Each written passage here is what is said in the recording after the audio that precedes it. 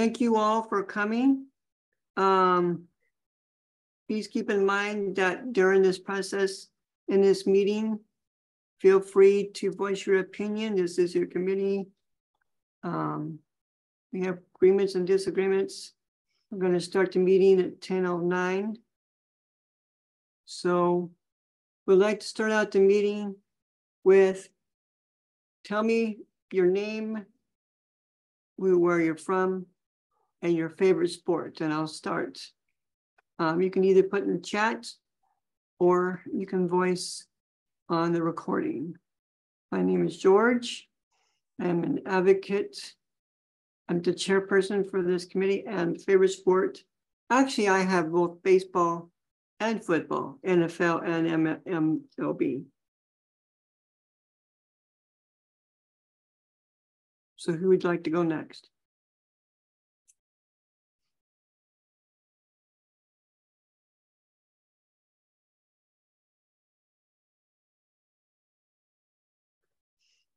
Hey, I'm Samantha Brookshire, she, her, hers. I'm the ONE business analyst, so I'm your technical advisor here. And for sports, I don't really enjoy watching sports. I really enjoy doing sports, except for I really love figure skating because my kid is a figure skater. My favorite thing is watching my kid. We call it walk in cursive. My kid's been figure skating since first grade, and they don't like to compete. They're not competitive, but they get out there and they're just in their element. And I like seeing that. It makes me happy.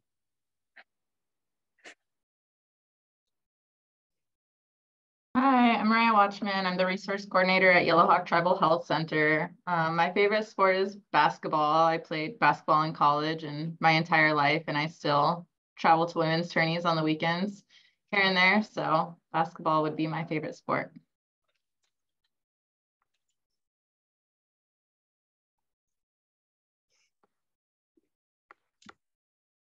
Dion?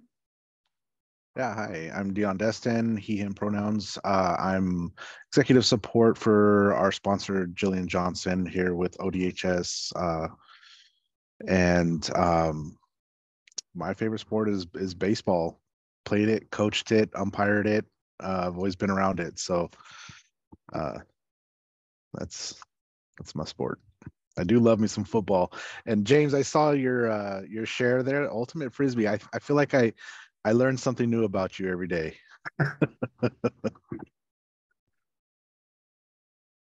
Hey, Angel, what about you? Hi, my name is Angel. I'm the admin support for the project management team. I don't really have a favorite sport, but if I did, I would probably say football. And the last, okay, Angel, okay. Looks like we've got everybody, both chat and voice. James, take it away. Yeah, sure. Well, we'll go to the next thing. Talking about what we've been doing. Usually we go through this pretty quickly. But just as a reminder, the explanatory text on the pencil and red icons, that's going in later in the month, and linking the applicant portal when an individual is navigated to the application overview, all old stuff that's actually finally happening. It's very exciting. And let's go to the next one, because next slide. And these are the things we talked about last time around. One of which, the middle one there, we realized, oh, we didn't finalize a decision, so we have to ask you over email right before our deadline about the liquid notifications. And I think everyone who responded, thank you for doing that, said, do you want the text out on the screen and not, a pop-up with that icon, with the question mark icon? So we did that. There's that sort of weird thing for non-head of households getting messages and not finding them. They got to go to their other case. And the bottom one there, I'm pretty excited about, because it's that allows ERDC clients or members to actually see if they're still connected to a provider, which Vanessa tells me is a big deal. So, and going on, then we had a couple others that are going into the next month's build. So here's a reminder, I have to remind myself.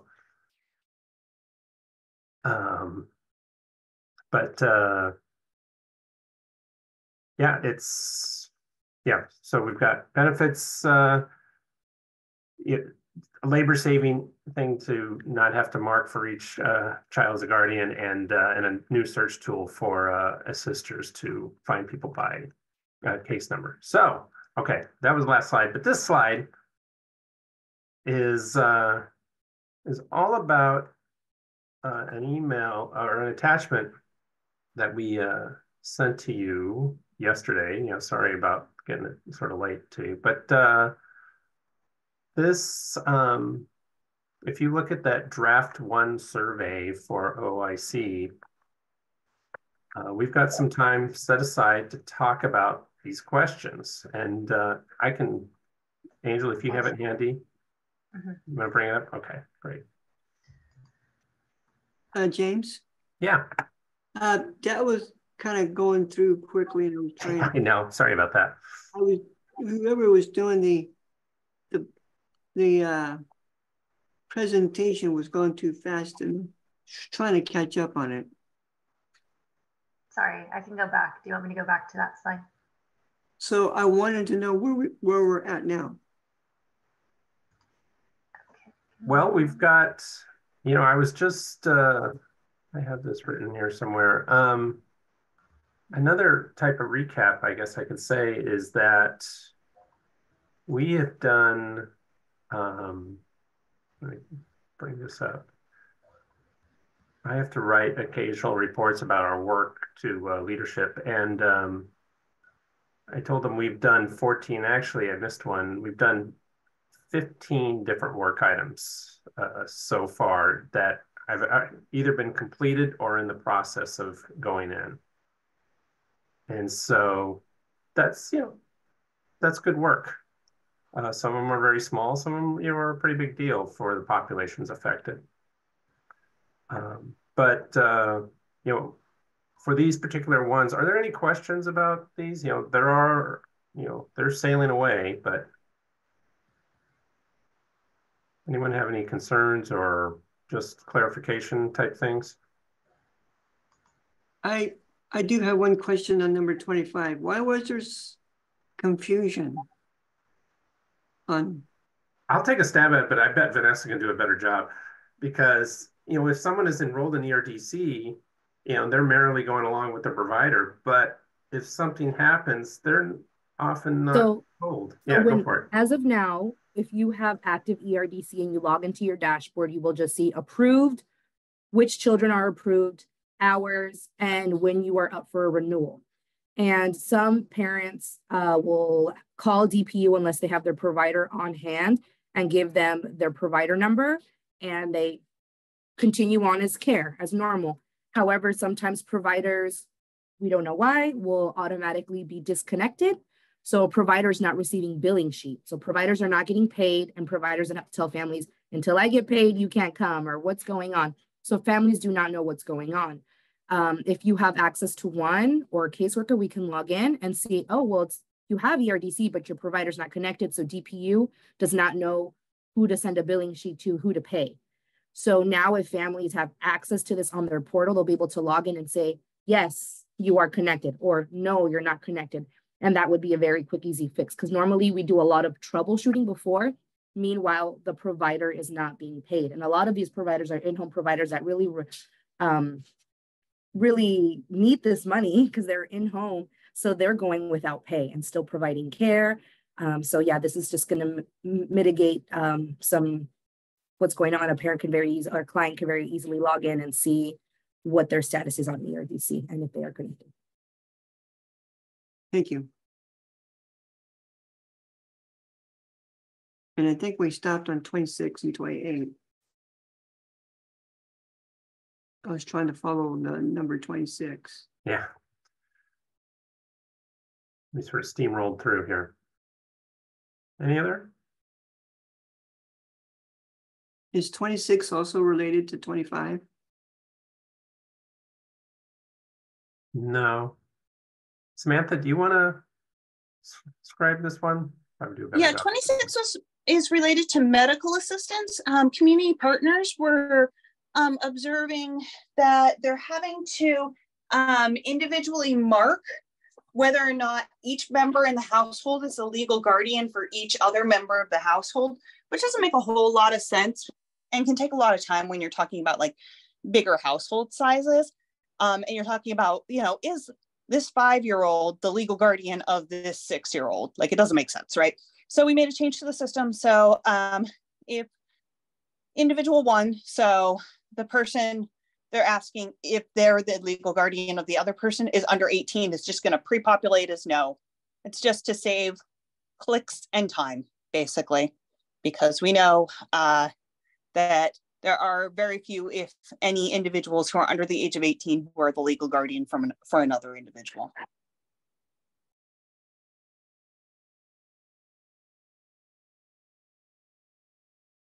Does anybody want to ask any questions? Thank you, Vixen and Brandy, for being here.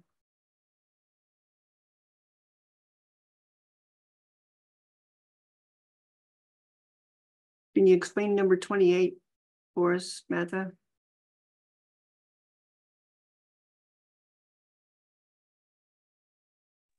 So number 28 is another one that came from our community partner medical assisters. Let's see. For our medical assister community partners, they were finding that from time to time, it's easier for them to search for individuals from their dashboard using the prime number. If the individual doesn't have a social security number and doesn't know their case number off the top of their head, it can be really hard to find them if they have a more common name, but their health insurance card basically from OHP will include what's called the client ID or the prime number right on it. And so we're adding that as a search criteria for community partners to search when they're working with someone.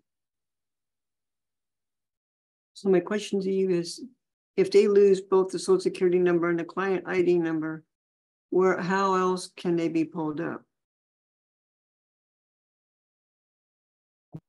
Well, I think this was just, they can be searched by name, but this was just specifically if, like she said, there's a lot of Andrew Franks, similar date of birth. So this is just to confirm that they can still be found with just their name, but when there's multiples, and they said that they had sometimes clients walking in with their insurance cards, just being able to type that into insure, because sometimes what they're saying is the clients are moving from one location to the other and they want to port everything over. So they want to ensure that they're doing that to the correct person. For the correct person, if I remember correctly. Okay.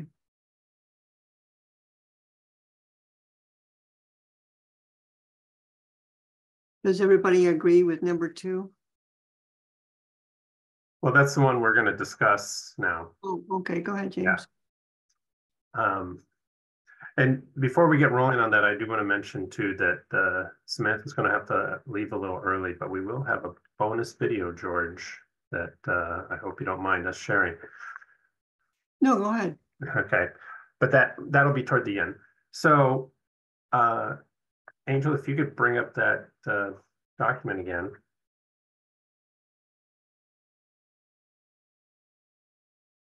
So this is a survey draft that has been created that we are beginning to consider, but obviously I wanted this group to get feedback. And wow, and if you didn't notice, Samantha or Jelly Bean just got a big piece of food there. But back to the work here. This sample 1 survey. So I'm just gonna, there's 7 questions plus some demographic questions. And we'll just run through it really quickly. But I want to think about what's missing what can be combined, things like that. So, first off, the first 4 questions are just a 4-point scale, basically, from poor to excellent. And so how useful was the system in completing the action you needed? Did you use any of the tools in the applicant portal or on the website to answer any of your questions? And if so, how helpful were those tools?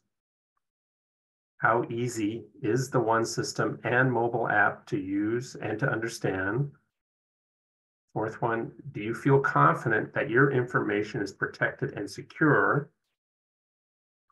And now we get to a slightly different question. How frequently do you use the ONE system to check on the status of your benefits or complete required actions? 6th one, what is your preferred way to understand the status of your benefits? A few different options. And then finally, an open-ended question, is there anything you'd like to share about your experience with using the system? And I shouldn't just ignore the demographic questions. If you keep scrolling, Angel, there's a whole set of demographic questions as well that we're trying to standardize across all different places. So yeah, this is what our data teams have talked about, and there's actually it goes all the way to 14, these questions. But you all should have this document yourself. Number 9. Yeah.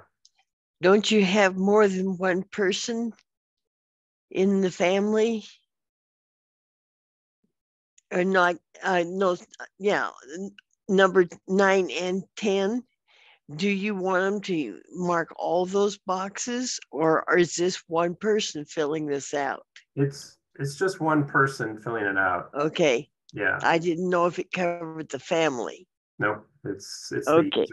Yep. But let's go ahead and scroll back to the top. So any reactions? You think this is something that the agency should know? I mean, I'm not even sure what question to ask for this group, but just any reactions in general. So my reaction was, if not, I don't know if someone, the reading level, like I don't know about action. So maybe like how well did the system help you complete the task you needed? That's what I'm looking at, is if is this simple enough for anyone to read and complete that? That's where I was looking at these. Like, and for me, it's the action was like, completing the action you needed. That's the only one that kind of was weird to me. Well, in this question was kind of odd to me. Anyone else? Did you see the suggestion in the chat? Oh yeah, that's Vanessa's comment. And Maria, yes, we're going to have this survey. Well, keep in mind that the ONE system is only in English and Spanish, so chances are this survey will probably only be in English and Spanish.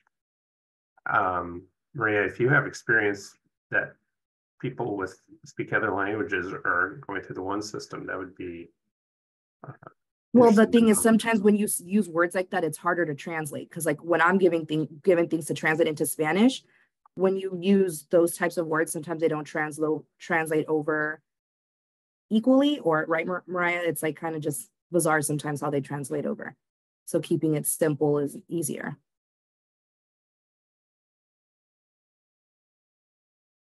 So the question would be, how could we help get this into other languages if no one can do English or Spanish?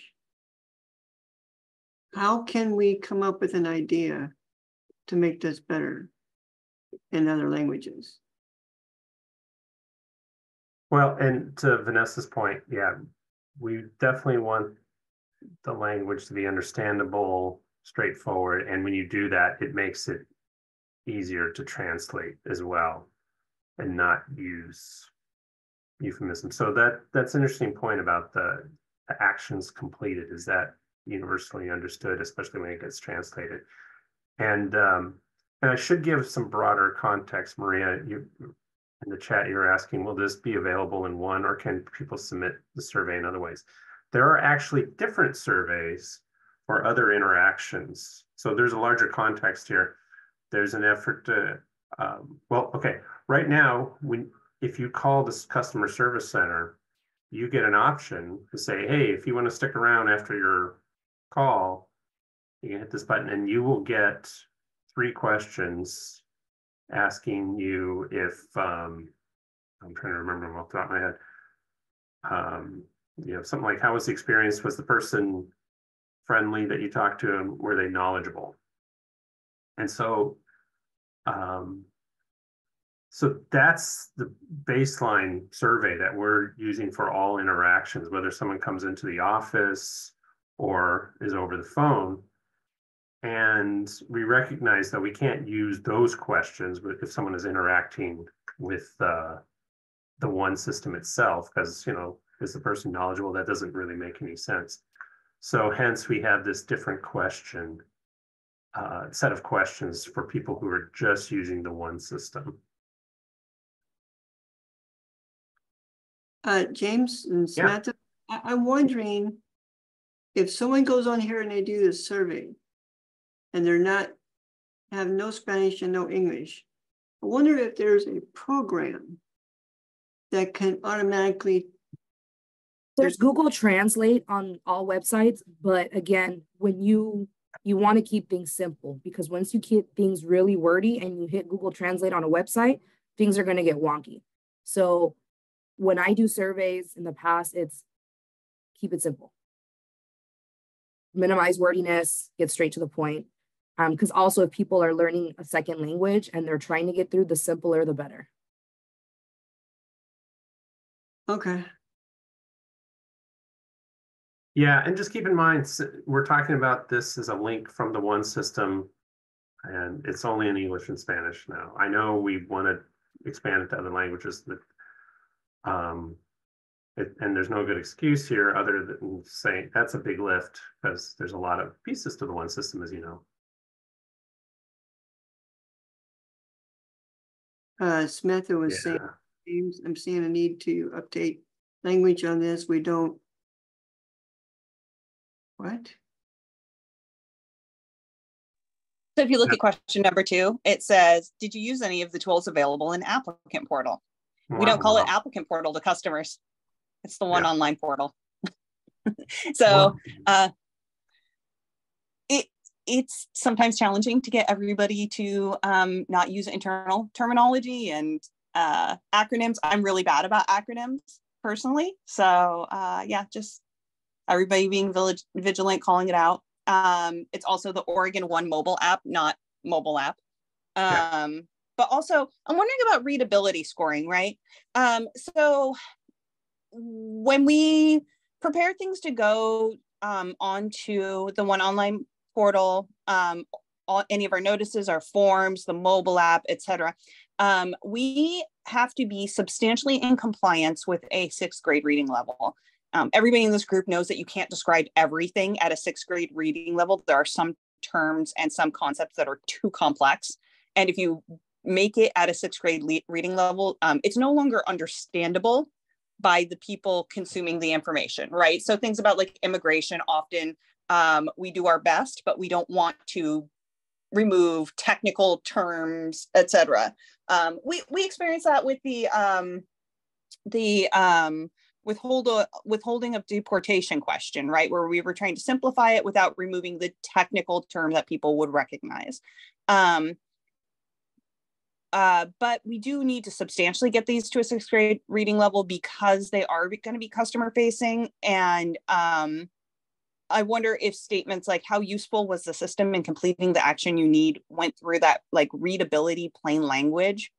Additionally, just kind of like vibing off of what I've heard in this group, we are shifting the way that we do our translations. We have in-house translators for Spanish. And when I say translation, I actually should be saying transcreation, because these are bilingual, bicultural individuals who are also familiar with our business. So they are working to shift us to more linguistically and culturally competent trans creations that are not necessarily a word for word Google Translate translation. So when they're doing that, they're also looking at 6th grade reading level and plain language. But yeah, I would just say this needs kind of like a quickie once over for plain language readability and making sure we're using the correct terminology for systems. So are you suggesting changing the word applicant to online? Yep. When we communicate in other methods about the one system, we are calling it the one online portal. So aligning this survey with that would make more sense to people, I think. Dion, can you explain what you mean by accessibility? Yeah, it's just really, I put that in there just as a quick reference, because what we're talking about is making this accessible to more people, which is the user, right? The people that are in there using the portal. But then also, as we were talking about, like with the translation pieces. So it was really just a summary of the thoughts and comments that were being made. It's really making it more accessible for folks and for the systems.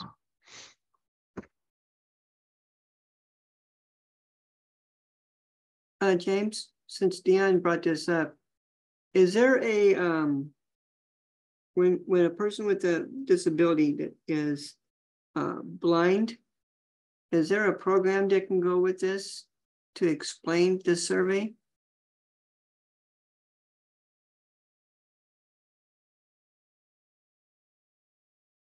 You're muted. My understanding is thanks, that hopefully a blind person will have a reader that will read the text that's on the screen aloud to them. And so you have to make sure that you create screens that don't have extraneous text, floating around, that it's set up. You still have to set up for those readers, but that'll be something on the user end. Is there other? Yeah, Samantha. Yeah, it's a software. They're called screen readers, and there's a couple of different solutions for that, both on the web and mobile. And in ONE we do test for those, but I think I'm understanding this would be hosted externally, so we'll just need to ensure that it's screen reader compliant.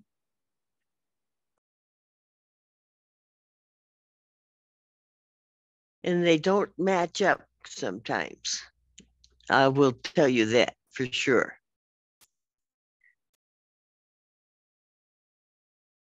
And I have not tried mine on this. Oh yeah, this is just a Word doc test copy right now. Well, I meant on what you have set up. I really haven't tried it because I've been able to enlarge the print, so I haven't used the reader. Right. James, I do have a question on one of them. If Sure. you go down underneath after 3 here, where it reads, keep going. On number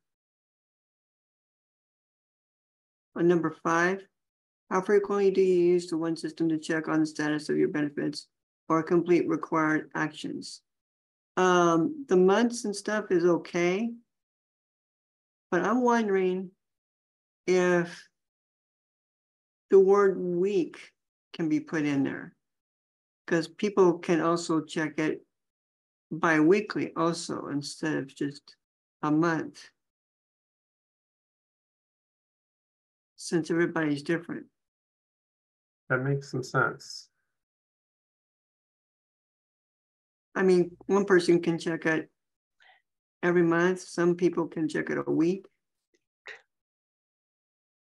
Well, especially if there's a family and they have several different programs. and they need to get into it that often.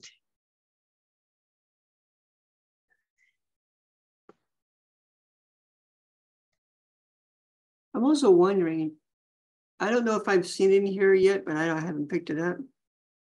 Maybe a question maybe could come and ask, in what type of form are you receiving our communication? By phone, by email, or by mail? You know, that's interesting you asked that, because we did have a separate survey that we tried to get out, you know, and we got a few hundred people to respond through different means, but it was only just, you know, emailing different groups, was to ask people that exact question about you know, how do you receive your information from ONEH's email, notices, one system, social media, you know, whatever. So I wonder, yeah. And for number 6, instead of on the computer, shouldn't it be through one system, not on the computer? In person, through Oregon mobile app, over the phone, and then through one system, right? That makes sense.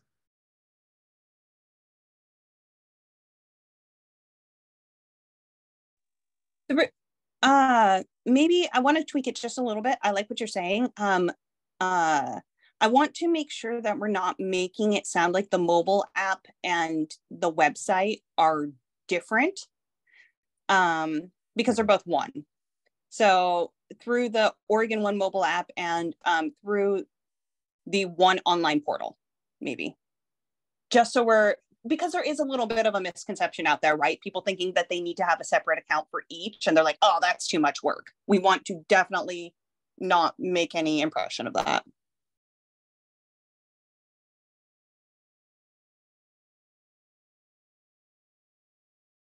Dixon, do you have any questions about this or concerns?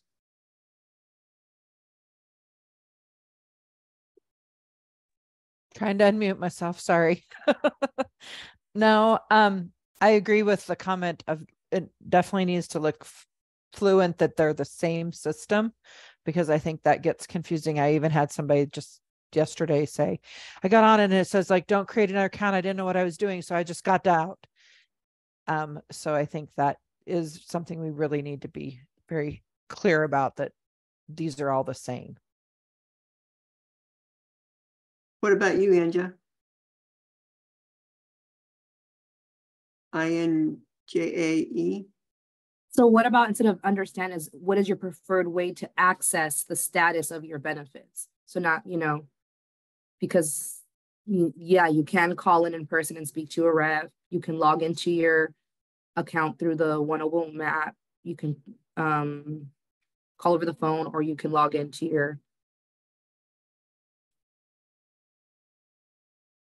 I'm sorry, George, I'm not sure if I was understanding your question right. I was reading question number 6, and I was like, through the mobile app, what, and then over the phone, I'm like, isn't that the same thing? Because there is mobile app on the phone, but I'm like, oh no, over the phone means phone call. So I was just thinking about that. That is an interesting point. Is there anything on here at all, Anja, that you agree with or disagree with? I'm so sorry. I know this was sent yesterday. I did not look at it. So I'm kind of really taking in today and really like thinking about it. So I may need a little bit of time, but thank you for asking. And what about you, Maria?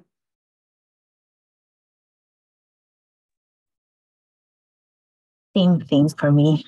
I think I need a little more time to kind of go through all the questions, and maybe I can even ask my team. But I mean, I think overall, you know, they're good questions.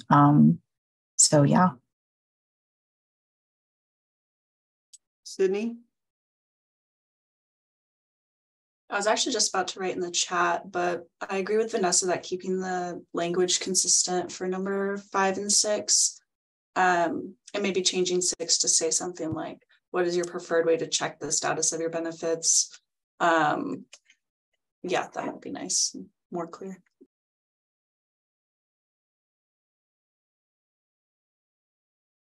What about question 7 on down? What's your take on that? Like 7, 8, 9. Just when we say system, I wonder if we need to use the. When using the ONE portal. Yeah. Yeah, and are you going to give them a box with so much space in it? Yeah. Yeah, there'll be a text box with room to type. And make sure they don't put any information in it that shouldn't be in. Well, and that's an interesting point that I should mention is that, I know we were concerned about having open-ended questions in general because people can put personal information, but we've now realized that security is good. Well, actually on the forums, I haven't thought about that. I don't know, Samantha, if you know anything about it, but we will have people who have access to the ONE system anyway. They can look up people who will be reviewing this, and more backend stuff will probably be plugging this into some sort of AI system. If we're getting a lot, if we're getting hundreds of responses, we may need an AI system to help review and summarize for us too. An artificial intelligence system, right? Graphic question, it should say American Indian or Alaskan Native. It's not not both. Oh, thank you. Yeah. I didn't understand what she said. Oh, I'm sorry. I'm Native American. I'm an enrolled tribal member, and so I was saying on the demographic questions, it's American Indian or Alaskan Native. It's not. We're not both. I'm not enrolled here in the U.S. and I'm not and an Alaskan Native. It's one or the other. Okay. That's a dumb one. Thank you.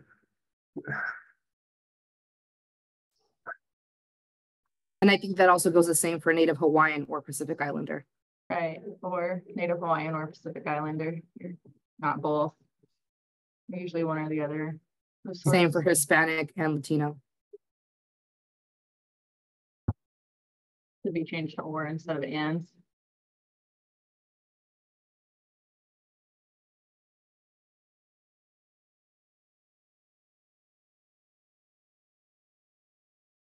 I have a quick comment. So I know that we need to like kind of fill out demographic questions in the ONE application itself, right? It's optional, but so are we going to have them fill out this demographic part twice? Well, it isn't pulling their information from their account. This is something optional if you want to do. So it's not pulling. So with that, like it's protecting your private information. So if I decide to bash the ONE system, I'm not afraid that I'm like, they're going to know it's me, type of thing. Okay. So it's like they'll get like a link to the survey after they complete their application. Okay. Yes. Exactly. Yeah. Yeah, I mean, I know people like to think that, oh my goodness, government's looking over everything, but yeah, holy cow, government agencies don't talk to each other very well at all. And even internally, we don't do it very well, so. Hey, they don't even do it within the local offices. And that's a problem. So Samantha, was there something you were going to add?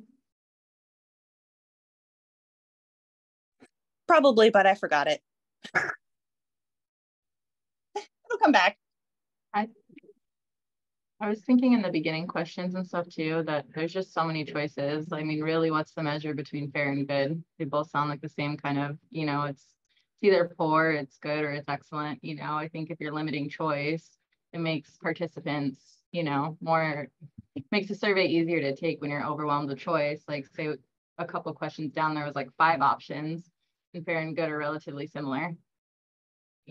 So it's that was way up on 1 and 2. I didn't make a comment earlier. Then when we talked about number 6, I put in person, using mobile app, telephone, or online. I mean, on the computer, that's you're overusing words that we don't, you could just make it to the point. Online, telephone, we're just kind of adding too many words and then a lot of option with question like 4, 3, how there's 4 options instead of just 3 options. We're making the survey harder than it needs to be. So instead of poor, fair, good, excellent, it'd be poor, good, excellent. Like a 3-scale rating instead of, because I mean, really, it's fair and good. What's the measure of difference between, it's fair, it's all right, or yeah, it's good. Kind of like what's the, because then when you're looking on the data at the very end and you're calculating all your data and you're crunching it, really what's that scale between fair and good? It's just,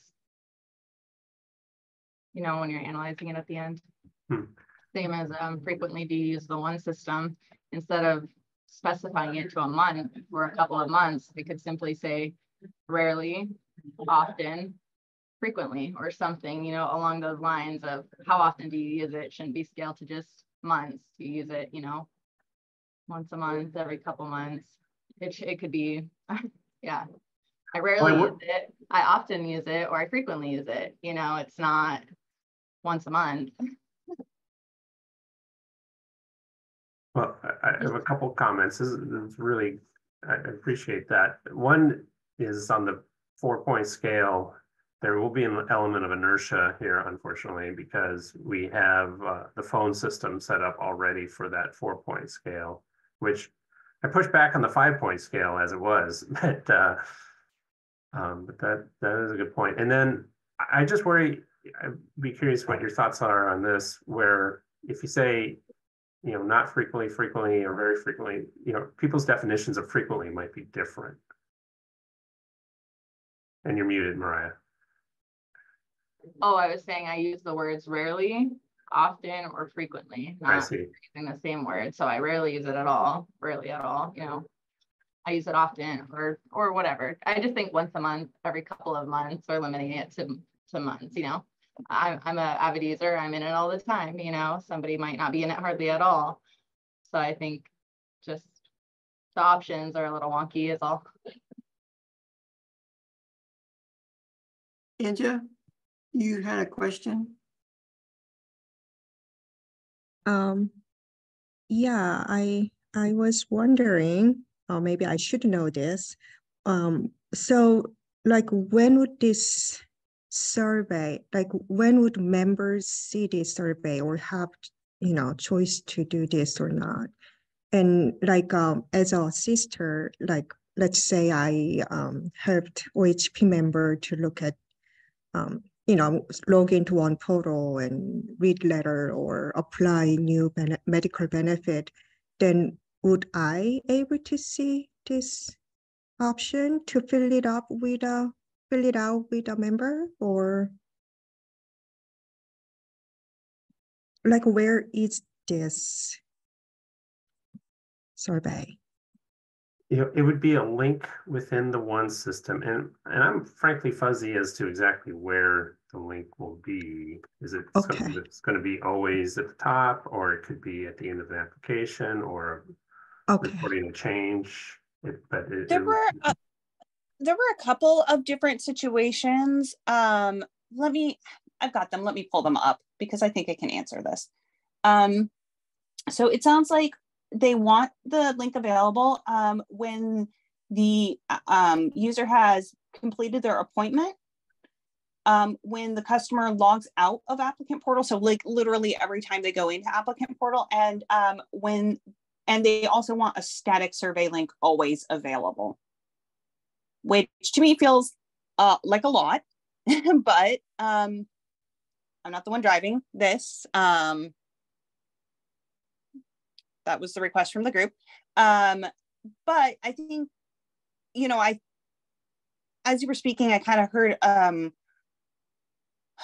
something that made me wonder if we're making this available, if the user is like a community partner, or if we're only making it available in individual accounts. And I do need to clarify that. So, yeah, but it sounds like we're going to have plenty of ample opportunities for people to fill this out. So Brandy, what is your take on this? She said she had to step out a little while ago because she had students joining her. So I'm not sure if she's back. Okay, so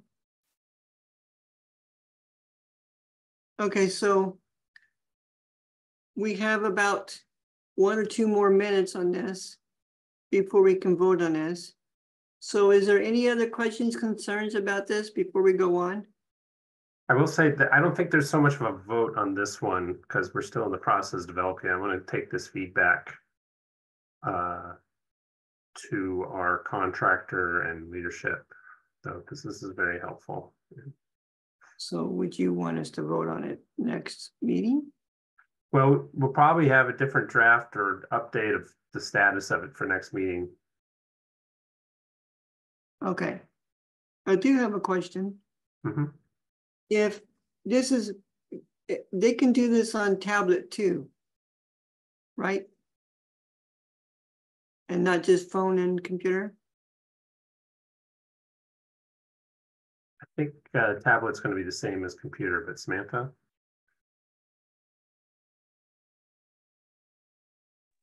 Sorry, I keep hitting the thing wrong and not unmuting myself. Great question. So for tablet users, we find that about 50% of them use the mobile app and 50% of them use the web. So yes, yes is the answer. Okay, so some tablets have what they call pencils with them. If you're going to do this on a tablet form, and some tablets come with pencils, I would suggest putting this in the PDF form for tablets, like mine. They can just go down the questions. For phones, if it was to come up to their porthole on the phone, how would they be able to answer the questions with what, their fingers on the phone to go down these questions? So very likely what this is going to look like, I don't know if you've ever done a Survey Monkey, but that's kind of what I'm envisioning this is going to look like, where these will be radio buttons on a website. So they'll be able to click either with their finger or their mouse or their pencil or whatever to make their selection for the response. Okay, I was just curious about the phone.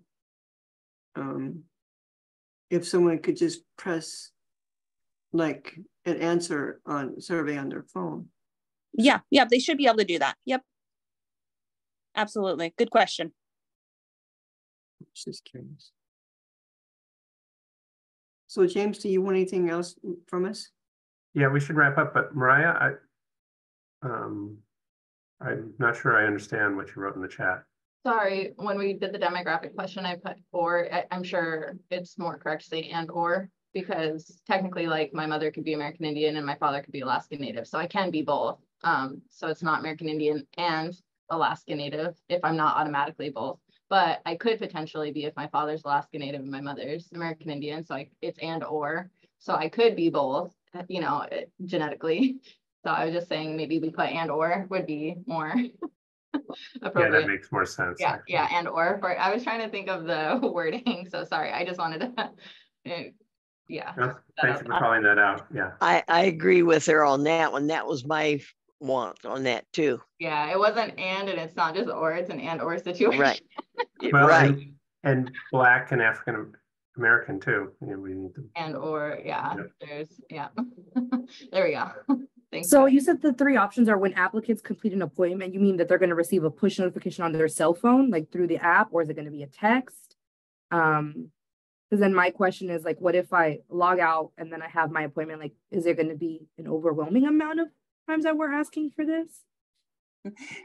So my understanding of the request when I dug in a little bit deeper was that it would be, number one is an SMS push. So it will be a text message.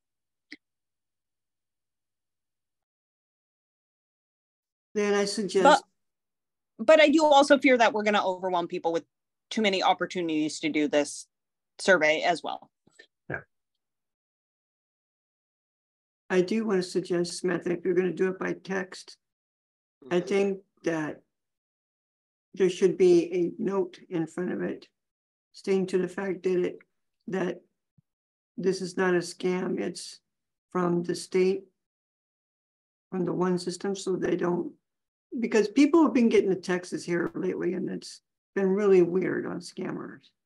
I'm nervous about putting a link in for a text nudge, but that's a discussion we're going to have. Okay. All right. So when we send text messages from the ONE system, we are sending them with the short code. That's a, what is it, 5 or 6 digit number. And short codes are heavily regulated by the FCC. So they kind of come with like a level of assurance that it's real. But also, yes, George, I agree with you. Like we shouldn't just text them a link, right? We should say something like, thank you for attending your appointment with Oregon Department of Human Services. Please follow up with this survey or something like that. Totally agree with you on the messaging that needs to go into it. Okay, James, please take note. Okay, well, we're overdue for a break. We're going to lose Samantha a bit early, so let's go ahead and I've got 2 till 11, so if we could just reconvene at 11:09, I think we'll be in good shape. So we'll see you in 10 minutes.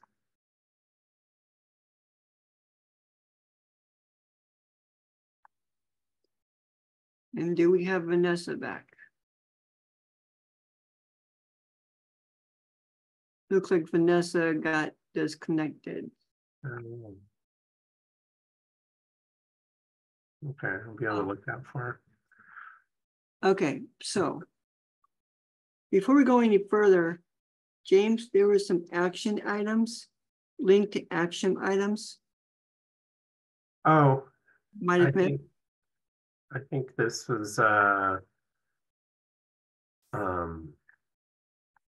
Dion is going to be it confirmed that Jillian will be our sponsor, will be coming next month, and Ruth, I know we've got to get back to you on the tokens of appreciation. Sorry about the delay there, and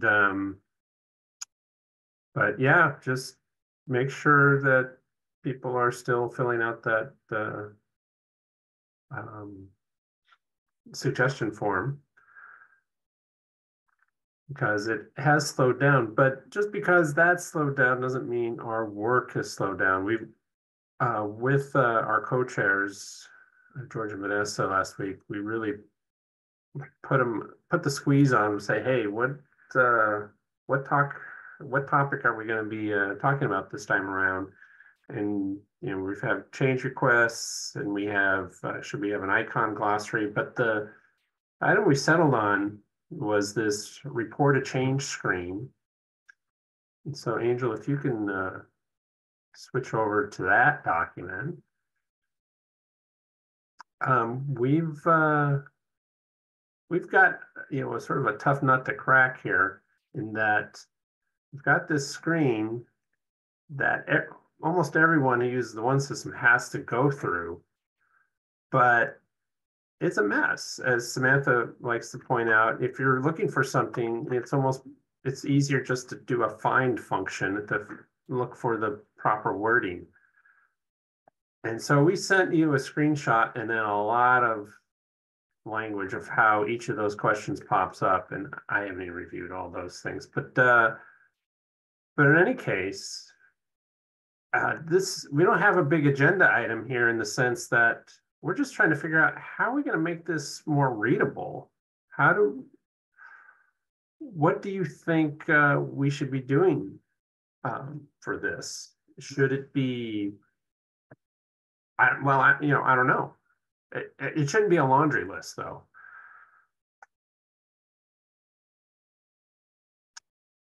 So one of the biggest problems in that really big list is when you get down to like, say, the income changing part. Some of these are pretty easy that, like, yeah, if you're pregnant, you can go to that question and answer it. But when you get down to those like income ones, those questions are extremely confusing, even for me that does this all the time. I'm like, I don't know which one I click on this. Like, in that one, if it just said like report a change of household income, because it's going to put you to that main screen regardless of which one of those things you check. You are 110% correct, Vixen. And that's why I kind of included, if you scroll down in the Word doc, where each question takes you, a whole bunch of them just take you to the income gatepost. So right. It might be right where we just simplify it. We're like, I need to report a change in my income or in the income of somebody in my household, something like that. You know, we can really simplify these potentially, however you guys think would make sense for people. Well, I think just for like, because when I'm helping people, I am not joking. When people come in and say, I need to report an income change, I look at them and think, okay. And there are days that when it is so complex, I'm like, I'm just going to send an email because I don't know which one of these boxes to check. And I don't know how it affects on the backside if I check the wrong box and then I went in and fixed the wrong thing. So if you could just change even that, if it takes you to the same page, it should just be like, need to report a change of income, need to report a change of, simple is better. I like it. I need you guys to tell me how to group them, and we can do it. This is almost an art project. Like, I have definitely like taken old forms we had and cut them up and spread them out on the floor and pieced them together like a little weird art project, and then made our developers deal with my pasted back together stuff. I'm about that. However we want to rearrange this, however we want to clump things up. I like it. Wow. Okay. It feels like, if we were in a room, we'd have Post-it notes and then we stick them on the wall to group them.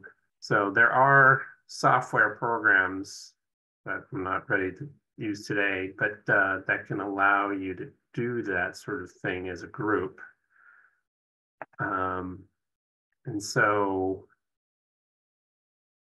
we may need to do something like that for this, but because right now how many are on this list? 20 things. It's hard to. I don't even think 20 is the full potential list, right?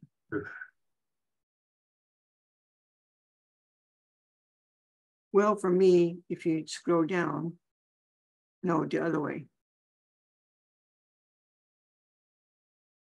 My first thing would say, I need to report new household member due to birth, adoption, marriage, or someone moving in. This includes children. I'd do that as number one. And then number two, I would put, there was a recent change in my household size due to someone moving out, death, divorce, or another reason. But we're trying to subgroup it correctly, like making it simplified, whether it's a household change, income change, change of address, right? That's what we're trying to figure out. How can we make it simpler by putting these all into subgroups versus getting very like detailed? It's either household, income, or correct. That's what we're trying to do. Well, that's one approach. A good I like one. that approach. Yeah.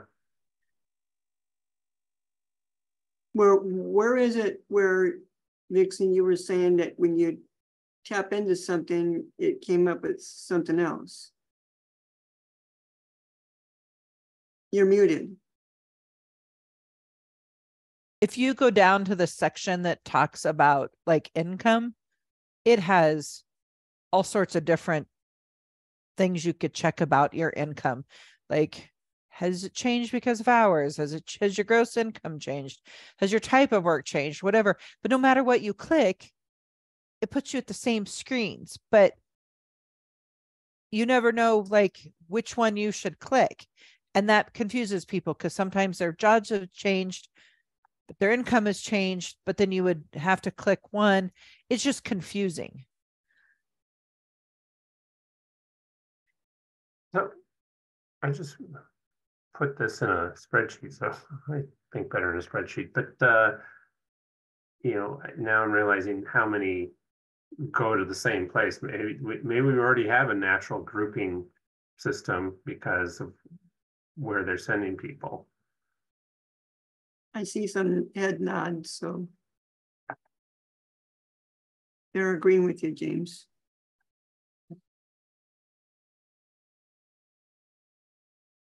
So how would you simplify this then? Just like James said, maybe we can look at like if you click this, which page you take, and then we can make the list and then put them kind of one simple sentence together.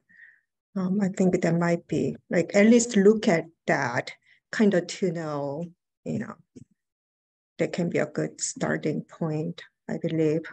And I do agree that we need to simplify this. And I'm so glad to know I'm not the only one who was, got to this page and I have to read through like 10 minutes to really understand where I need to go. And, my member will look at me like, okay. Does she know what she's doing, right? But same time, I actually go to this page a lot when I explain to client because I tell them that, report change within 10 days. And they'll be like, oh, like what? Example. And then I will go look at this and then like, these are the examples of it and then explain.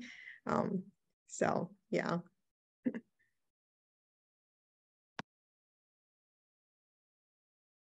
So is there any other ideas you guys want to give?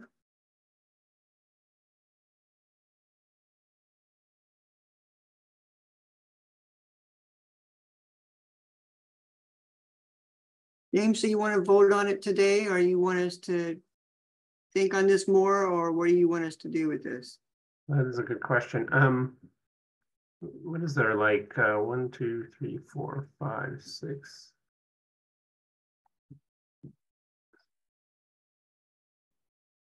I mean, there's still like at least a dozen different places that each of these send people to, but so it would reduce the number, but it's not a, I don't know, it's a start. So I guess A, it sounds like a lot of people are having trouble with this page. B, I guess we can think about next steps and what to bring to you, because this, this is a big bite of the apple, and it's difficult in this virtual setting right now. And Samantha, yes.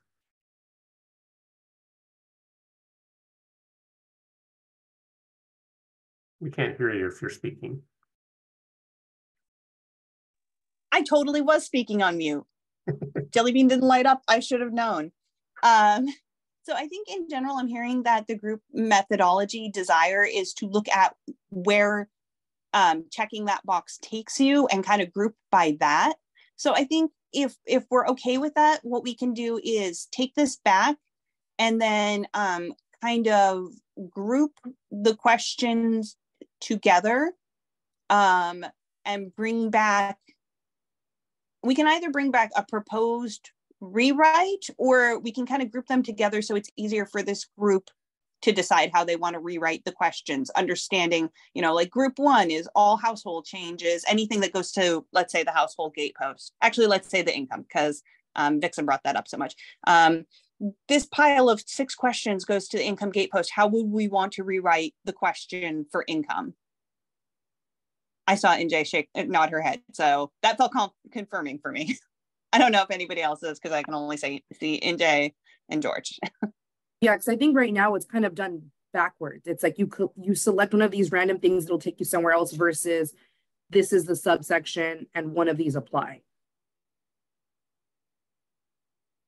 Yeah, so I think if we like the methodology, I can go back, I can group them together, and then we can spend the next meeting or a portion of the next meeting coming up with new questions to comprise how we want the questions to be listed on the screen, if that works for everyone. So in other words, we're working on a shorter list, correct? Yes, exactly. Good idea. So what about basically saying one sentence that could cover 5 that means it has the same meaning? Is that what you guys are driving at? So it's not confusing?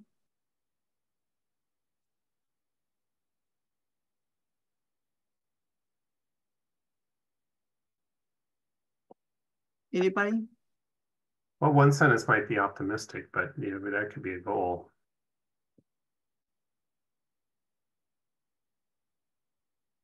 But people here use the system, especially our sisters here use it a lot more than I've taken a look at it. So love any other thoughts.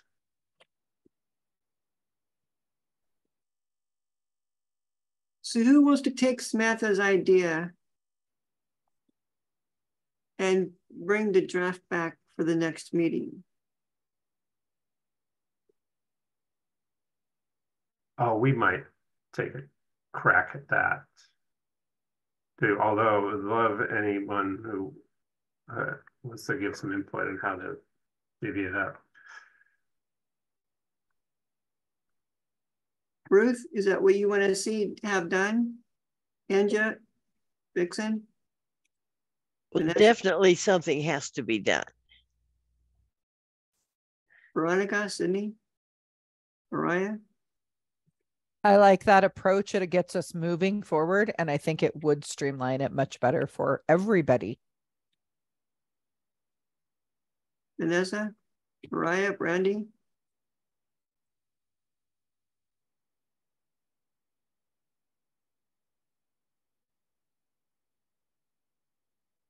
Vanessa, you look puzzled. No, just hungry. And no, that sounds great. I think Samantha going back and trying to do the best she can to subgroup it, and then we can tackle it from there. Sounds like a good idea to mitigate the amount of clicks or incorrect clicks that a client or an assister will make. Mariah, Brandy, are you with that? Yes, I agree with that as well. Mariah?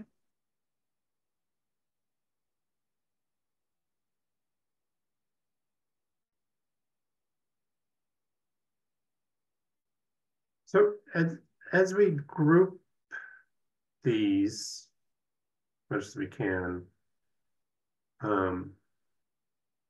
any other considerations? Group them by what the screens they get sent to. And then what if there's like multiple things that apply? Like, what if I lost my job and I'm pregnant? So like, would there be an option like more like I need to what would that function look like if there was multiple things happening all at once? Because life happens. Life certainly does happen. I kind of think we might generally keep the methodology of having the multi-select checkboxes, so they could check somebody, I need to report something about pregnancy, or however we end up wording it. I'll have to think about that one. And they could also check somebody in my household needs to report a change about income or something. I'll get it all better words, I swear, I promise. But the multi-select checkbox, I think, is the way to go.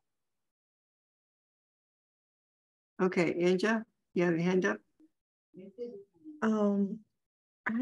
I didn't think that we have option to do multiple in the same time. I thought that the assistant was told to do the one change and then save it and then do another change, but I might be wrong. If I'm wrong, I would love to maybe learn to do that at some point later. Thank you. I think there are some changes, NJ, that CPs are instructed to do multiple changes because of the speed that it'll push the change to MMIS.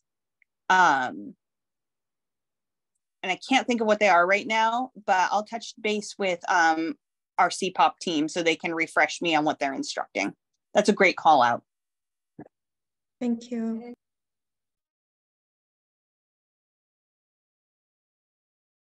Well, James has met Angel and Dion. I think you have your answer. We can tackle this next week also. Yeah.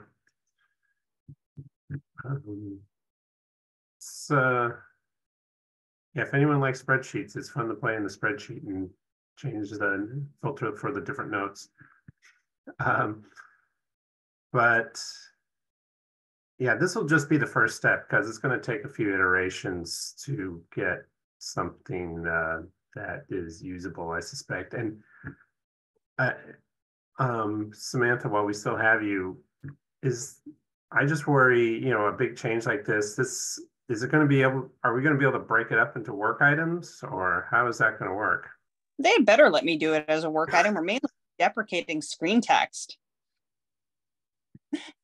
We're not adding any logic. We're not rerouting anything. We're just changing visibility and some screen text. I think once we get it all done, we'll see exactly what we're proposing, and I'll go do the battles. Don't worry about it. What if for some reason we want to use icons and little images or whatever? That's going to be that'll be separate. We might have to, we might have to do the text changes first and then roll in icons or images in another work item. Vixen, I saw you shaking your head. Is that just a bad idea? Bad idea. I was just thinking, God, just don't add any more. It's so overwhelming sometimes when you get in there. Because then it's like, what do they assume that means? Like, there are icons and I'm like, what is that for sure? Fair enough. I guess that's why our other potential topic was the icon library, but a glossary. So what are you asking us, James, for the icon glossary? Oh, well, we're not really ready to talk about it because we're not even sure how many different icons there are. Okay. And in the one system at the moment, we need to tabulate that. But as Samantha put in the chat, you just validated the need for an icon glossary, though.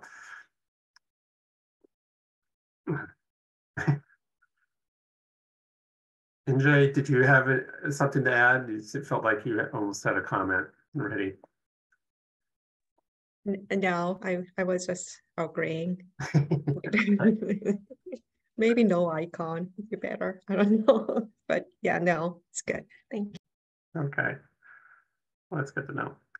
Well, that was a shorter discussion than anticipated. So I guess we can go on our agenda, and let's see. We did have. I know we had talked with the co-chairs about a couple new requests, but really, I think we got to check on one of them still. So, Samantha, before you run off, do you want to say anything about this request 40? Oh yeah. So request 40. Remember how we just went through that big to-do to update the miscellaneous documents upload screen? We worked really hard on that. Team did great work. I believe it's scheduled to go in soon. or it just went in last week. I don't know. I can't keep track of all these things. And then somebody came up with the fantastic idea that we should also tell college students to upload financial aid documents. And I was like, oh, shoot, wish that suggestion came in 30 days ago, because that would have been great to add in. So we have now received a request to add that additional new text. Angel, do you have the little mock-up I did?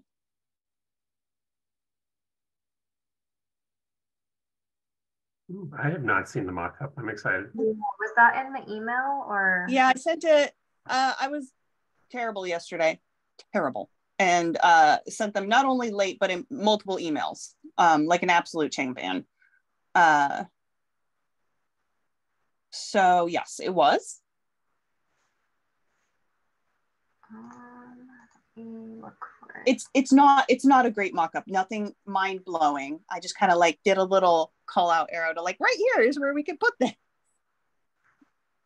But it would be good for the group to look at what we did with the miscellaneous docs upload screen again, because certainly doesn't hurt to refresh our brains. I sent it at 1:33 p.m. Angel. Okay. I got it. Let me just enlarge it. Oh, I feel like the best part is I actually cut off my own text in there. So that was not what I get for not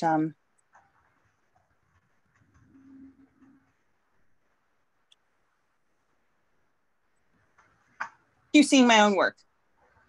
But there you go. I also just put it into the chat. Okay.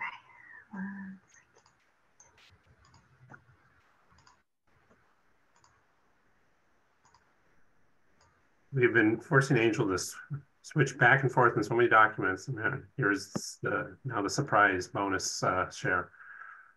I'm not sure if you can, let me know if you can see this. I try to make it bigger. Yeah, we can see it. So as you guys can see, I cut myself off in the middle of my sentence here, but just this is the new version of the miscellaneous documents screen that we went through and updated. And we were just thinking about adding a fifth bullet point kind of under this fourth one that says something to the extent of, but also very open for wording, for students of higher education, financial aid award letter. But I'm open to however you guys want to word that. And if you want to put it in the bullet points. We can see it, but I can't read the text. Not sure if we should be able to. I know that Ruth will have a hard time looking at it. Yeah. So is there a way to size it for her too?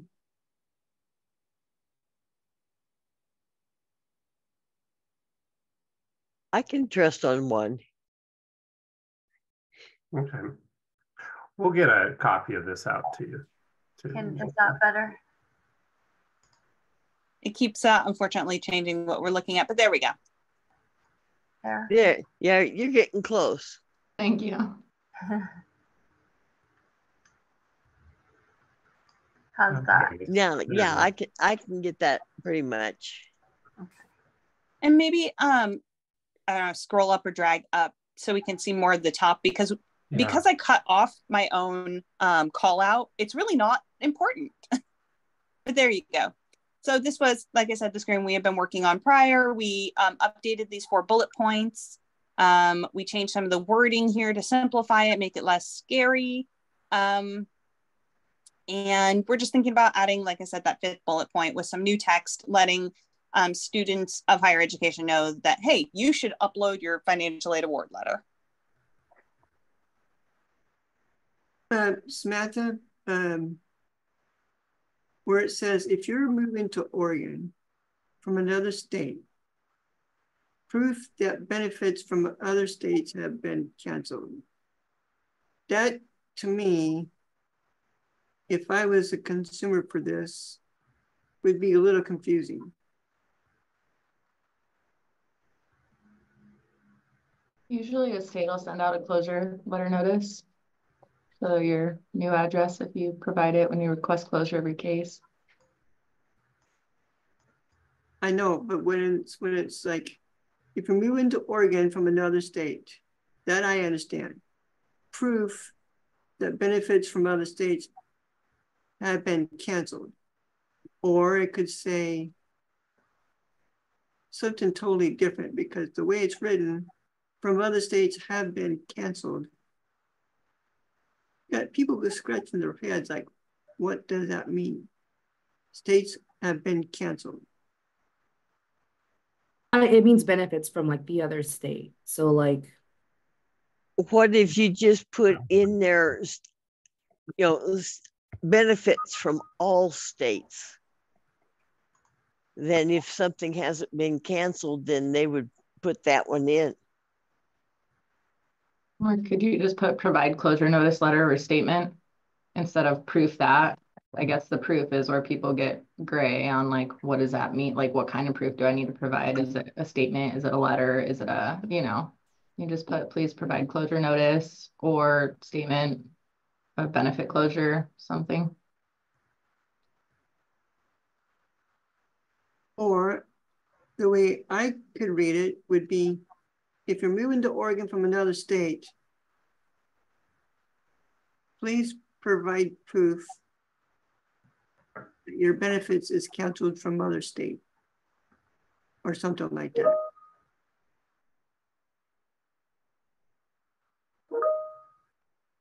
Because you're actually proving the proof that the benefits from another state has been canceled already.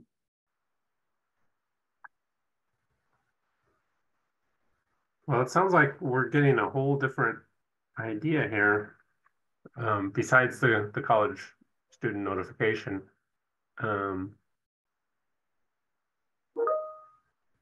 Maybe we could. So where is it going to put the college thing at? Well, it would go, the college. I'm adding another bullet after that last one. So just throwing it in there. So it's just a call out that. Okay. Yeah, that students, if you're a student of higher education, you should be adding your FAFSA void letter. Okay. So putting it underneath the move to Oregon from another state? Yep. Okay.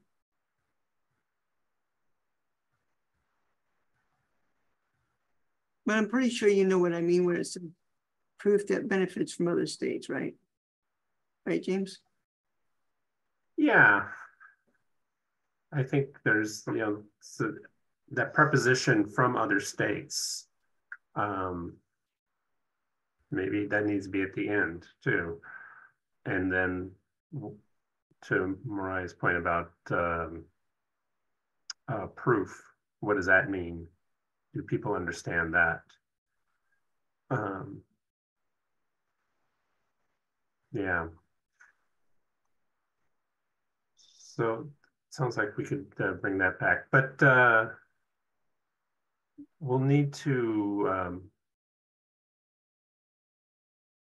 you know, just in the rush of getting ready, probably should have had a more, you know, created a more formal document for you to consider the college navigator. And, you know, we can put this one in as well about the language. You know, there's so many different options on how we can change it. I think this is something I know I would like to sit and mull over, and I hope you all have time to do that as well.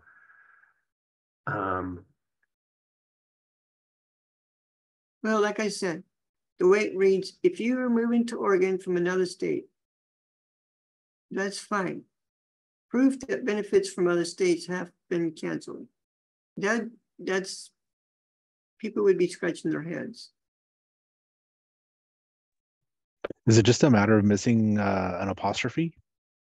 No, it's just the way it sounds. The whole thing altogether. Okay. Proof. Okay, well, if you're moving to Oregon from another state, that's fine. That's understandable. So that's why I added, please provide proof of your benefits already canceled. Well, when we're saying please provide proof, we're already asking them to provide that up top. So if you need to provide some items, like that's going to be like redundancy. So this is just listing like additional things you could add. So if you are moving from another state, the, you know, proof that those have been canceled. So please provide we already cleaned that up. That was the whole point of doing this, is we cleaned that up already.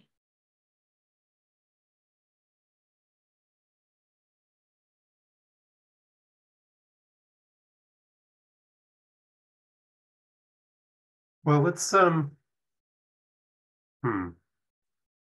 I guess I'd be curious, since we have a few moments of, Ruth, Sydney, NJ, Vixen, Brandy, if you have, is this fairly understandable as it is, or if not, how can we improve it?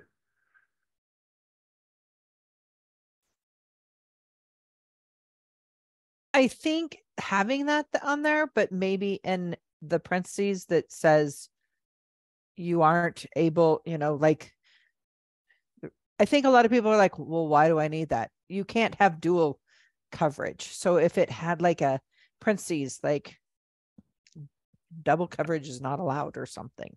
I don't know. So a little bit of a why. Now, did you say this was mentioned somewhere else? Just at the top, it says you're already being asked to provide these items. Okay, so why can't we just have this in parentheses behind that one? Why do we have two items? In this bullet, that if you were moving from Oregon bullet? Yes, why can't you put that behind? Do you have an Oregon one? Or and then behind it, if you're moving to Oregon, you proof that your other benefits are not there anymore. Well, if you're in this page, you are applying for benefits in Oregon. So then it's assumed that you're doing that, but you have to show. Right, that's what I say. Just have the two together though, so that you're not talking about benefits twice.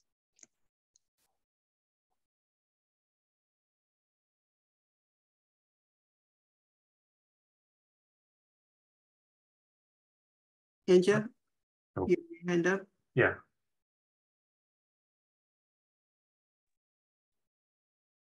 Yes, I kind of need to look at this page probably more and think about how how we see it as a sister, and how the just OHP members, when they look, apply. Because I actually saw this screen yesterday when I had a 2 new application, and I kind of recognized that it has been changed maybe a little bit than before, but so they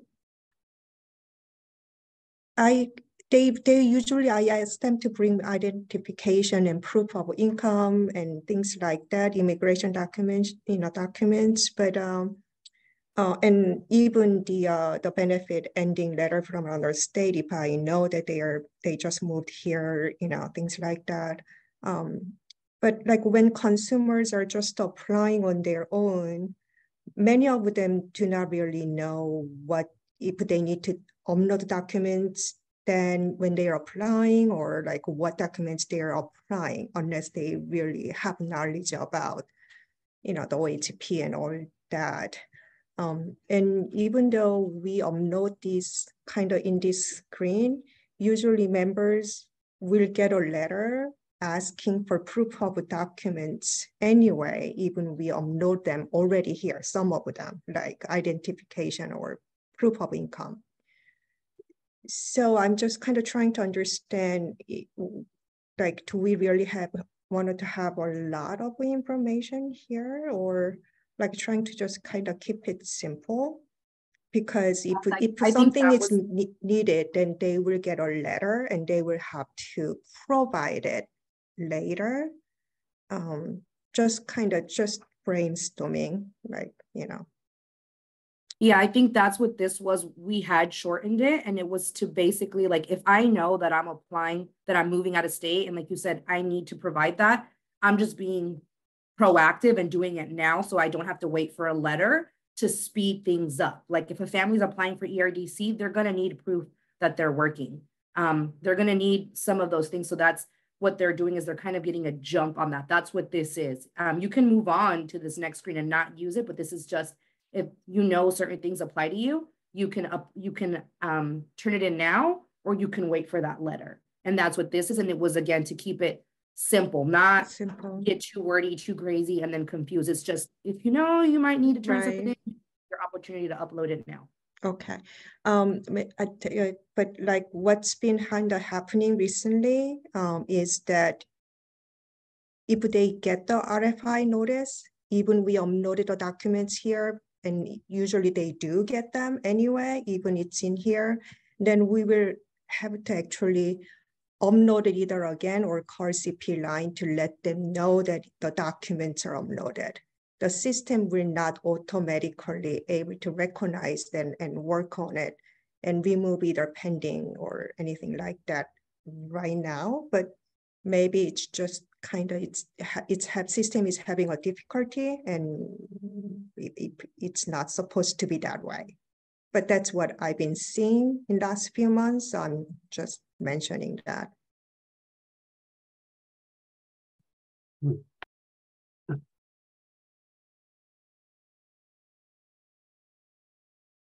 Okay, are we done with this piece? I don't know if we're done, but we're done for the moment. Okay. So we need to go on to the summary decisions. Yeah. We did a longer recap, and we gave very helpful, the group gave very helpful reactions to that survey draft. And it sounds like we are you're going to come back next week with suggestions on how to group that report a change page, that big laundry list page. We'll group them up according to where they're being directed. And Dion, do we have any other things? Am I missing anything about what we're deciding? Well, and then that discussion we just had, but. Yeah, well, I did capture a couple of action items. They're both for Sam. But essentially, as part of the reporting a change screen piece, she was gonna go back and see what she can do about subgrouping the list and then bring back to the committee for review and potentially a vote. And then also she was going to confirm if users can report multiple income changes for the household, or if they need to go in, separately for each change. And I think NJ, I think that was your suggestion. So if I've missed that in any way, please let me know, or if that sounded correct. I'm sorry. I want to clarify. It wasn't my suggestion. I was saying that that's what we were told to do. Okay. Yeah. But the action item is to confirm if they what their action is, right? If they can do it all at once or come back. Yeah, right. Yeah, okay, I would love to learn to do it if they can do that. Yes. Okay. Yeah. So thank you. And so those are the two action items I captured. Great. And reminder, as we talked about earlier, get those suggestions on improvements in the ONE system. If there's weird language anywhere, type it up in the form, or we can talk about it here. And as I alluded to, besides this big old change request screen, or reported change screen rather, we've got, sounds like we do need to think about an icon glossary at some point. And who knows, maybe we'll have some big ideas then to push forward on change requests, which we can put forward, as Samantha points out to me, we can log a change request. It's just, it's 2 years out that we'll get it. These work items we can get in just a few months, in a couple months. So, yeah, and to piggyback off that, James, if I may, just a reminder, James mentioned it earlier, but for next month's committee meeting, Jillian Johnson, who is our sponsor, will be in attendance in the beginning of the meeting. And so I don't know if it's going to be like the first half hour or the second half hour, but consider, when it comes to these change requests, she's the one that has to kind of go and lobby support to get change request on the list. And so just a couple of things to consider when Jillian comes and attends is maybe consider, what type of questions you might have for her as it pertains to the committee. And then potentially, if there is anything that we really want to push to have added in the change requests, that would be a good discussion to have with her as well. So thank you. Dan, what is the smart sheet?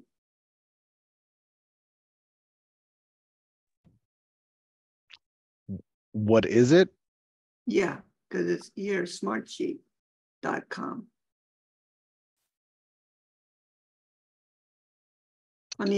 So that's the suggestion, the form that for suggested improvements. When someone fills that form out, we have a smart sheet that Melissa actually created, and so it takes all that data and puts it onto it's basically an intuitive Excel spreadsheet. And so it takes all the information that's submitted on the form and puts it into the formatting of an Excel spreadsheet. And that's how we look to see when new requests come in. And so it's all housed on a smart sheet, which is a newer software. I actually would like to learn how to use it, but it's super intuitive, and it does a lot of extra work that we would have to manually do with regular Excel. So is this when people go in to go do the suggestions for us? Exactly, and then it goes right into that smart sheet, and then that's how when we go in and look, that's how we can tell if a new request has been submitted. Okay, I would like to request as chair that make sure that this website gets around to everybody, including the branch state offices, so they can tap into it. Are you asking for just to clarify, are you asking for the actual form submission page or the smart sheet itself?